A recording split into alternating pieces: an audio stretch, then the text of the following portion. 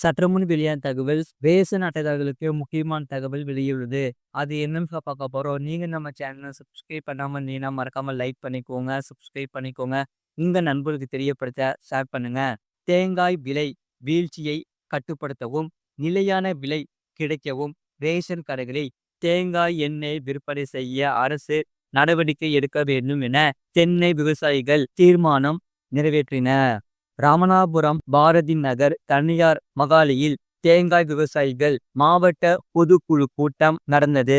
ராமநாதபுரத்தில் தென்னை வணிக வளாகத்திற்கு கலெக்டர் ஒதுக்கிய 2 கோடியினை ஆதாரமாக கொண்டு உடனடியாக கட்டுமான பணிகளை தொடங்க வேண்டும். கூடுதல் நிதி கிடைக்க ஆவண செய்ய வேண்டும். தென்னை விவசாயிகளுக்கு உரம், தென்னங்கன்றுகள் போன்றவற்றை உரிய நேரத்தில் மத்திய மாநில அரசு வேளாண் துறையினர் வழங்க வேண்டும். முழு வீடியோ லிங்க் கீழ இருக்கு. அதை கிளிக் பண்ணி பாருங்க.